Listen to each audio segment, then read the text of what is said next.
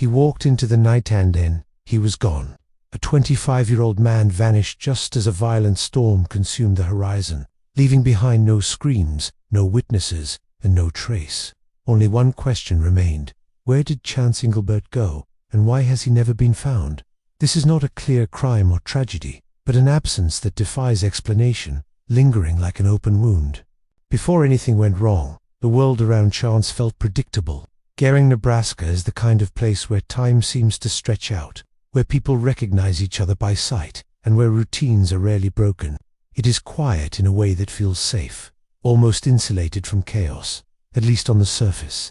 Summer days in Gering often revolve around simple rituals. Families gather, conversations drift lazily across backyards, and afternoons are spent under open skies. Golf courses become social spaces rather than competitive ones, places where tension is supposed to dissolve, not emerge.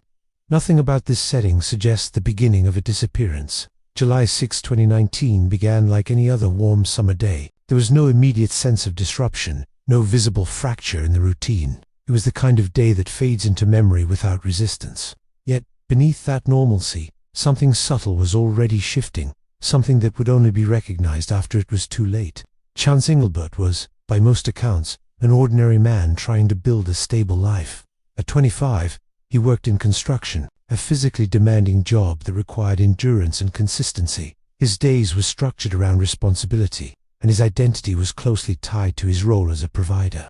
He was also a husband and a father. His wife Bailey and their young daughter were central to his sense of purpose. Those who knew him described a man who valued family above everything else, someone who was not chasing chaos but trying to create something steady and dependable. Recently, Chance had relocated from Wyoming to Nebraska. Moves like this often carry invisible weight. They require adaptation, compromise, and the quiet swallowing of discomfort. For Chance, this transition meant stepping into an environment that was not entirely his own, both physically and emotionally. Living near his wife's family created a dynamic that is difficult to measure, but easy to feel. There is a subtle psychological pressure in being surrounded by another person's roots, where belonging must be negotiated rather than assumed. It is not conflict, but it is not complete ease either. Financial stress may have been present, though not extreme. Like many young families, they were navigating responsibilities that accumulate quietly over time. His bills, expectations, and the need to prove stability can form a background tension that rarely surfaces directly but shapes behavior in subtle ways. Bailey Englebert, his wife, was not described as distant or hostile. Their relationship, outwardly, appeared functional and grounded. However, like many couples under pressure, moments of disagreement were not uncommon. These were not extraordinary conflicts, but they were real, and they mattered. The presence of extended family added another layer to the emotional landscape. Support systems can provide comfort, but they can also amplify tension. Living within someone else's space, even temporarily, can create a sense of dependency that challenges personal autonomy, especially for someone trying to establish independence. Friends and acquaintances noticed nothing alarming in Chance's behavior. There were no signs of instability, no indications of violence, and no warnings of anything irreversible. Everything appeared normal, yet normalcy often conceals deeper strain, where quiet pressures build through small frustrations and unresolved moments that rarely draw attention until it is too late. Later, some witnesses recalled that Chance seemed slightly irritated that afternoon. It was subtle, a change in tone, a hint of impatience, a different rhythm in how he moved and spoke. In a small town like Gering, people see each other often, but they do not always see deeply enough to understand what lies beneath. Chance was living in a space that was not entirely his own, navigating expectations that were not fully defined, and carrying responsibilities that demanded quiet resilience. None of this is unusual. In fact, it is deeply common, and that is what makes what happened next so difficult to comprehend. There were no obvious dangers in the area, no history of violence to suggest immediate risk. The town felt safe, predictable, almost immune to chaos. It was the kind of place where routines created comfort, and where people believed that nothing truly unexpected could disrupt the steady rhythm of daily life. But safety is often an illusion shaped by familiarity.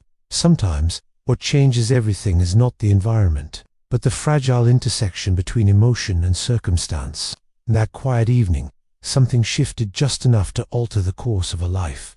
unnoticed, until Chance Englebert vanished into the storm. The final hours before a disappearance rarely announce themselves as significant. They unfold quietly, disguised as ordinary moments. On the afternoon of July 6, 2019, Chance Englebert joined his wife's family for a round of golf. It was a familiar setting, one that suggested leisure and routine, not conflict or irreversible decisions. At some point during that outing, something shifted. A disagreement emerged between Chance and his wife, Bailey.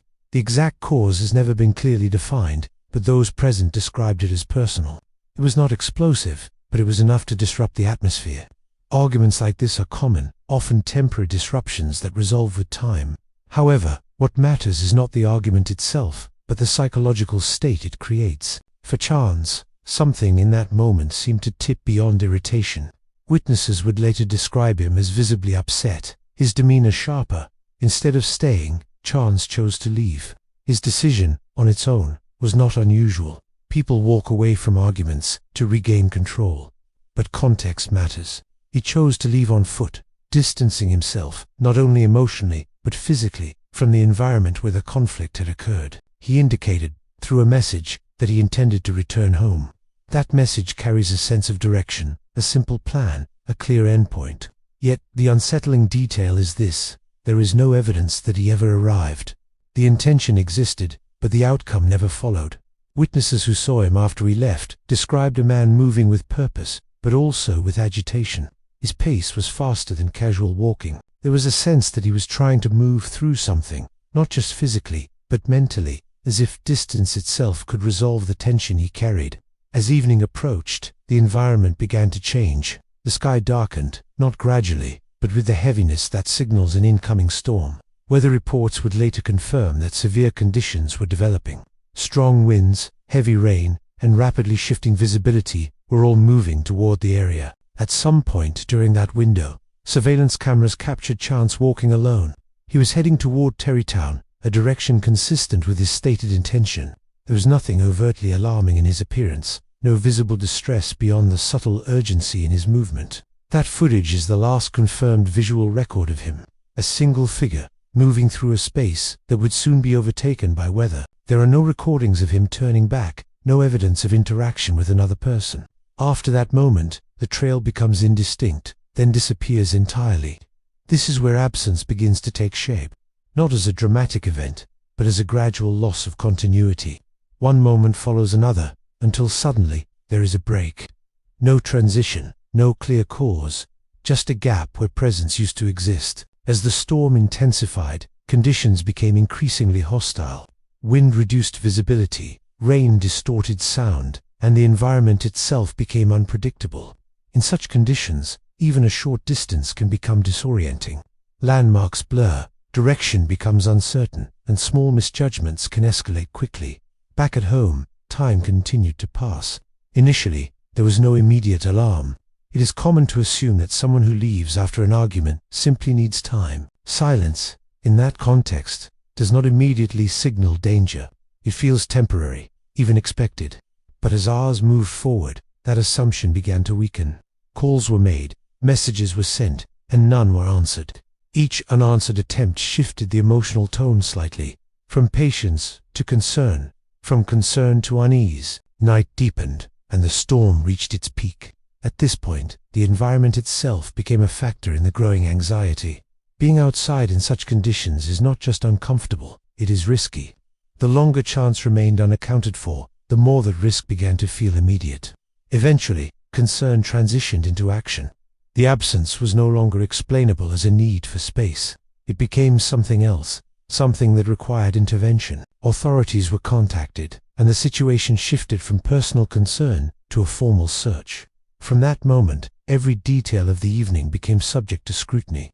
Where he was last seen, how he was behaving, what he intended to do. Each piece of information was examined, not as isolated facts, but as potential indicators of what might have gone wrong. Questions began to surface, not all of them comfortable. Why walk alone in deteriorating weather conditions? Was there something more than a simple argument? Did he encounter someone after leaving the golf course, or was he entirely alone? No one reported hearing anything unusual. There were no calls for help, no disturbances that drew attention. This silence is significant. In many cases, Absence is accompanied by disruption. Here, there was none. Just a quiet disappearance, absorbed by the environment without resistance. Witness accounts, while helpful, were not entirely consistent. Small variations in timing, in direction, in interpretation. These are normal human discrepancies, but in a case like this, they create uncertainty. Each inconsistency introduces another layer of ambiguity. Then there is his phone. At some point that evening, it stopped transmitting entirely. No messages, no activity, no signal to follow. In modern investigations, phones often anchor a person's final movements. In this case, that anchor disappeared without warning, leaving behind a silence that technology could not explain. There were no financial transactions after that moment. No card usage, no digital movement, no presence in any system that typically records activity. Social media remained silent. It was as if chance had stepped beyond not only physical space, but also beyond every measurable trace that might have guided investigators. Then came the storm. Nature does not hide the truth, but it can erase it with precision. Rain dissolves footprints, wind scatters evidence, and time completes the process. What remains is an unfinished sequence, a man walking into darkness, seen once, then gone. And what investigators uncovered next only deepened the mystery. The search began with urgency, but also with uncertainty. Law enforcement mobilized quickly, organizing teams to cover as much ground as possible. Trained dogs were brought in, their purpose precise and instinct-driven. Volunteers joined, forming lines across open terrain, hoping persistence might reveal what logic could not. Attention quickly turned to the North Platte River, in cases involving severe weather and disorientation. Water becomes a natural focal point. The river was searched methodically, its banks examined for signs of entry or disturbance. The assumption was simple, but heavy.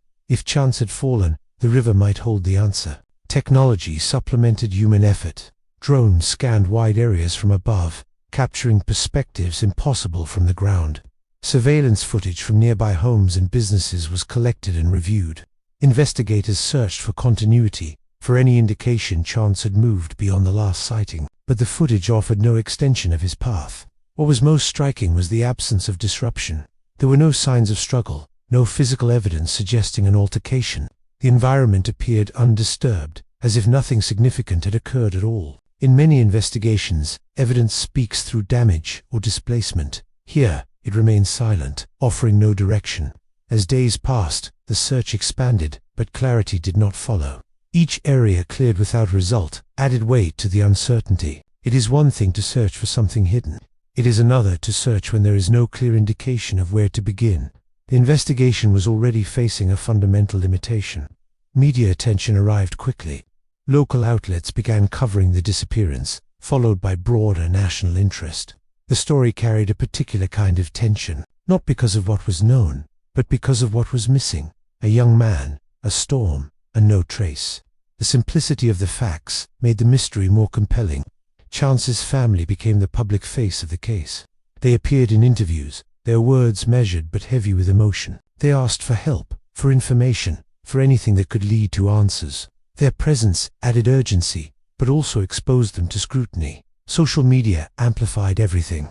Theories emerged rapidly, each attempting to impose structure on an unstructured event. Some suggested an accident, others proposed abduction. The lack of evidence did not slow speculation. Instead, it created space for it. When facts are limited, imagination often fills the gaps. With attention came pressure, not just on investigators, but on those closest to chance. Time became a factor, not only in the search, but in perception. The longer the case remained unresolved, the more questions shifted from what happened to why nothing had been found. Absence began to feel like a statement. Inevitably, suspicion turned toward those who had last seen him. This is a common pattern in investigations. Proximity creates scrutiny. Those closest to the moment of disappearance are often examined first, not because they are guilty, but because they are connected to the final known context. However, in this case, suspicion did not solidify into accusation. There was no evidence indicating foul play from those individuals. Their accounts, while not identical in every detail, aligned in structure. Each person had a verifiable presence during the critical time frame. No clear contradiction emerged. Equally important, there was no identifiable motive, no financial conflict, no history of violence, no documented hostility strong enough to suggest intent. Without motive, suspicion lacks direction. It becomes diffuse, unable to settle on a single point. The investigation, at this stage, remained open but unfocused. Some began to look inward, toward Chance himself, not as a suspect, but as a subject of analysis. His recent move, his financial responsibilities, and his living situation were all considered. These factors can create psychological strain, but strain alone does not explain disappearance without trace. There was no indication that Chance intended to leave voluntarily. No preparation, no communication suggesting departure, no withdrawal from responsibilities. People who choose to disappear often leave patterns behind. In this case, there were none. His life, as it stood, did not suggest an exit. As the search continued, a more unsettling reality emerged. Despite extensive efforts, no physical evidence was found, no belongings, no remains, nothing to confirm his fate. It felt as if he had vanished entirely. This absence challenged the simplest explanation, because accidents usually leave traces, even over time. Here nothing followed expected patterns at all. The investigation slowly shifted in tone, moving from a search rooted in probability to something far less defined. An accident was still possible, but no longer sufficient to explain everything. As certainty faded, the case transformed into a question without structure, where absence itself became the strongest evidence. What once seemed simple dissolved into something far more complex and unsettling. 6 years passed before the silence finally broke, not with a confession, but with the discovery of human remains. The confirmation came through DNA and dental records. Chance Englebert had been found. The search was over in a physical sense. But the deeper question, the one that mattered most, remained unresolved. The official conclusion framed the outcome with clinical clarity. Chance died as the result of an accidental fall in a rugged, elevated area. The terrain where he was found was steep, uneven, and unforgiving. In such environments, a single misstep can become irreversible. The conclusion, on paper, appears complete. From a forensic perspective, the explanation is coherent. Severe weather, poor visibility, and hazardous terrain form a combination that often leads to fatal accidents. There is no requirement for foul play when environmental risk is sufficient. In that sense, the case closes neatly. It becomes a tragedy, not a crime. Closure does not equal understanding. The conclusion explains how Chance died, but not why he ended up there. The location where his remains were found does not match any logical route home, creating a gap in behavior that feels deeply unsettling. No witness or camera captures that transition, leaving a missing segment where intention and action no longer align. This is where the first theory stabilizes and fractures at the same time. The accidental fall explains the end, but not the journey. It provides a conclusion without a narrative. And in cases like this, it is the narrative that carries meaning, not just the outcome. The second theory does not challenge the cause of death. Instead, it attempts to explain the behavior that led to it. Psychological disorientation, particularly following emotional conflict, can alter perception and decision-making in subtle but significant ways. It does not require irrationality, only temporary imbalance. After the argument, Chance may have entered a state of reduced cognitive clarity. This does not suggest panic, but a narrowing of attention. As emotional intensity rises, the brain shifts inward, prioritizing feeling over awareness. In that condition, perception becomes selective, and the external world begins to fade behind the weight of internal tension and distraction. In this state, navigation becomes uncertain. Landmarks are missed, direction loses precision, and movement continues without conscious correction. Small deviations begin to accumulate, each one insignificant on its own. A wrong turn does not feel critical in the moment, but over time, these subtle errors can lead someone far from their intended path. As the storm approached, the environment itself distorted perception further. Wind disrupted balance, rain reduced visibility, and noise blurred spatial awareness. Even familiar ground could feel disorienting. This theory explains behavior without outsized interference, but it cannot reconstruct his exact path. It shows how mistakes form, not exactly which ones occurred. When both theories are placed side by side, they form an incomplete picture. One explains the physical outcome, the other explains the mental process, but neither connects every point. The space between the last confirmed sighting and the fatal fall remains undefined. This undefined space is where the real mystery exists, not in the cause of death, but in the sequence of decisions that led there. What happened in those final moments of movement, in that stretch of time where no one was watching and no data was being recorded? From a psychological standpoint, the case reflects a pattern that is rarely acknowledged. Not all tragedies are the result of a single catastrophic decision. Many are built from a series of minor misjudgments, each one individually insignificant, but collectively irreversible. A person does not need to intend harm to themselves to enter danger.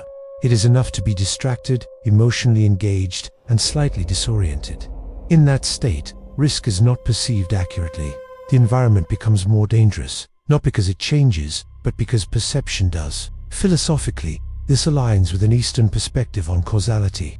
Outcomes are not always the result of one defining moment, but of accumulated choices. A small deviation, made at the wrong time, can lead to a path that cannot be corrected. The consequence is not immediate, but it is inevitable. From a Western perspective, the case reflects the limits of rational control. Human beings often assume that they act logically, especially in familiar environments. But under emotional strain, that assumption breaks down. Decisions become reactive, not reflective, and the results can be permanent. In the end, Chance Englebert was found. His body provided an answer that the search had long demanded, but the answer did not bring clarity. It only shifted the focus from where he was to why he was there. And that question remains open, suspended between evidence and interpretation. His family now has a form of closure, but not resolution. They know the outcome, but not the reasoning behind it. The absence has been replaced by a presence, but the meaning of that presence is still uncertain. The silence has changed, but it has not disappeared. This case is no longer a missing person investigation. It is something more complex. It is a reflection on how fragile human judgment can be under pressure, and how quickly ordinary moments can transform into irreversible outcomes without warning.